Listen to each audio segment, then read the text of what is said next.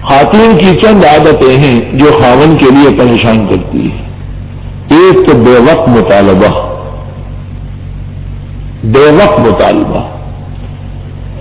خاوند تو ساری جائیداد سارے کائنات بیوی پر قربان کرتا ہے، اس کی تو عزت کی جگہ وہی ہے، لیکن عورت کو موقع محل دیکھ کے بات کرنا چاہیے. دوسرا یہ دیکھو امہات المومنین نے نفقت کے اندر جب اضافہ مانگا تو کیا حضرت کیوں نہیں کر رہے تھے؟ لیکن یہ بات ان کی بے موقع تھی جس پر آیات تخیر نازل ہوئی اور ان کو بہت سختی کے ساتھ تنبیہ کی گئی کہ یا پیغمبر لو، آخرت لو اور یہ مطالبے چھوڑو، اور یا یہ چیزیں لو اور نکاح سے نکل جاؤ، بس جاؤ. دوسری صورت یہ ہے کہ خاوند کے حکم عدولی کر لے. خاوند کہتا ہے کہ مت جاؤ، یہ کہتی میں جا رہی ہوں. خاوند کہتی کہ چلو اور یہ کہتی کہ میں نہیں جاتی. الا ان یکون خلاف الشرع. خلاف الشرع باتیں ہیں، ان میں کسی کی اطاعت نہیں.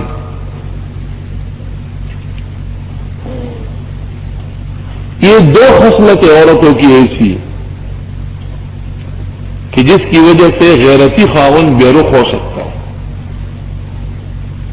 حکیم الامت مولانا اشرف علی صاحب رحمۃ اللہ علیہ کو ایک عورت نے خط لکھا تھا کہ میرا خاوند میری طرف توجہ نہیں کرتا، حالانکہ آپ کی یہ خادمہ حسن میں بے مثال ہے. تو مولانا اشرف علی صاحب جواب میں لکھتے ہیں کہ آپ کے خط سے مجھے کتنی تکلیف ہوئی جو ایک ہی دفعہ لکھا ہے. اندازہ لگائیں کہ آپ جیسی عورت سے اس غریب پریشان حال کو کتنے صدمے روز پہنچتے ہیں. پھر حضرت لکھتے ہیں اپنے بزرگوں کو یہ لکھنا کہ میں حسن میں بے مثال ہوں. کس قدر بے شرمی اور بے حیائی کی بات ہے. حضرت نے ایک جملے سے اندازہ لگایا کہ یہ مختلف طریقے سے اذیتیں پہنچا رہی ہے. اللہ، عورت خاوندوں کو بھی ناحق بوجھ نہیں ڈالنا چاہیے. پنجاب کے اندر بھی میں ایک جلسے میں ہوتا ہے، ایک نابینا آدمی ہے، وہ مینشن آبادی محمد شریف، بڑی نعتیں واتیں پڑھتا ہے، بس خدا کی شان ہے. یہ نعتخوان اور یہ شعراء جو ہے ان کا دین و مذہب نہیں رہتا. تو جب میری تقریر شروع ہوئی تو عورتوں میں ہنگامہ تھا. آگے قبر میں نے سوچا کہ کیا ہو رہا ہے. خیر بعد میں پتہ چلا کہ وہ نابینا جو تھا اس نے بیوی کو کہا تھا کہ جلسے میں جاؤں گا تو نہیں جائے گی. اس نے کہا میں بھی جاؤں گی. حضرت صاحب کراچی سے آئے، تقریر سنیں گی. اس نے کہا اگر تو گئی تجھے 3 طلاق. جب میری تقریر شروع ہوئی تو میں جناب آبادی نے پتہ کروایا کہ وہ ہے یا نہیں. تو شوہر مچانا نابینا ہے کہ ہائی یہ کیوں آ گئی، میرے نکاح دیا، 3 طلاق واقع ہو گئی. ایسے ظالم اور ایسے بدعمل لوگ جو ذرا ذرا سی بات پر حدیث میں ہے کہ یہ ناپسندیدہ اور خراب لوگ ہیں جو عورتوں کو ایسی اذیتیں پہنچا رہے ہیں. چنانچہ میں نے اس کو ہوائی جہاز کا ٹکٹ چھوڑا تھا کہ کراچی آؤ اور افتتاح تفسیر میں نعتیں پڑھو، لیکن میں نے اپنے وہ دوست لیاقت علی طارق کو لکھا اور اس کو اس وقت کہا بھی کہ اس کی تحقیق کرو.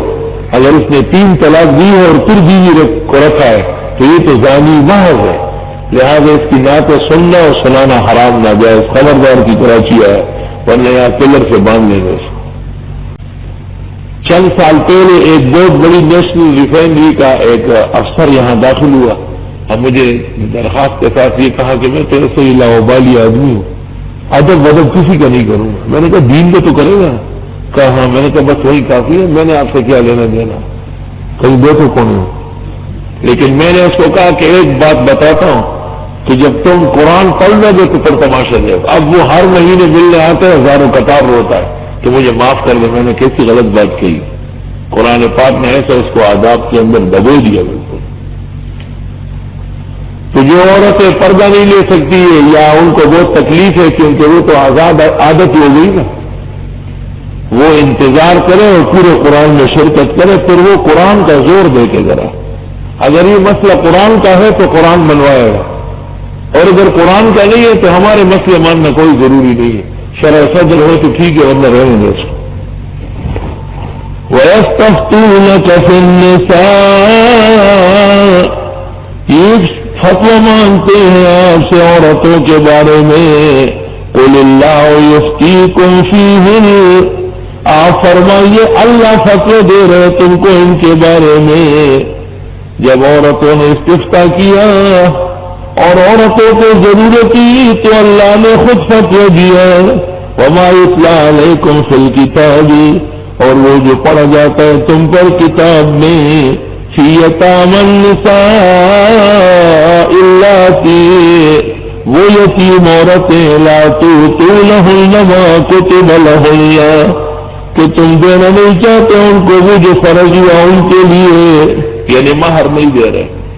وَتَرْغَبُونَ أَن تَنكِحُوهُنَّ اور تم چاہتے بھی ہو کہ ان سے نکاح کر لو. وَالْمُسْتَضْعَفِينَ مِنَ الْوِلْدَانِ اور وہ ناتوان بچے. وَأَن تَقُومُوا لِلْيَتَامَى بِالْقِسْطِ اور یہ کہ قائم رہو یتیموں کے ساتھ پورے انصاف میں. وَمَا تَفْعَلُوا مِنْ خَيْرٍ اور جو تم کرو گے بلا فَإِنَّ اللَّهَ كَانَ بِهِ عَلِيمًا پس بے شک اللہ تعالیٰ سب کچھ جانتے ہیں. مطلب یہ کہ خواتین سے نکاح کر رہے ہو اور مہر نہیں دینا چاہتے یہ کیسے ہوگا؟ یہ تو ایسا ہوا جس طرح ایک ناتوان اور معصوم بچے کا حق آپ دبا رہے ہیں. دونوں کی ادائیگی ضروری ہے. وَإِنِ امْرَأَةٌ خَافَتْ مِن بَعْلِهَا نُشُوزًا اور اگر کوئی عورت ڈر رہی ہے خاوند سے کہ وہ بے رخی کرتا ہے او اعراضا یا وہ چھوڑ دے گا.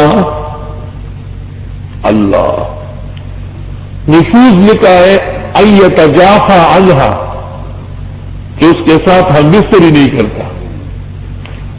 او یمنع عنہا نفقہ یا ضروریات نہیں دیتا. او یؤذیہا بسب او ضرب یا پریشان کرتا ہے گالیاں دے کر اور مار پیٹ کر کے. یہ نشوز ہے خاوند. اور اعراض یہ کہ اس کو چھوڑ کے کوئی اور متوجہ ہو جائے. فلا جناح علیہما کوئی اعتراض نہیں ان دونوں پر ان یصلح بینہما صلح کہ صلح کرے آپس میں کوئی سی صلح شریعت کے موافق. خاوند ایسا تب کرتا ہے کہ خاتون کی طرف سے کوئی ایسی بات دیکھنے میں آئے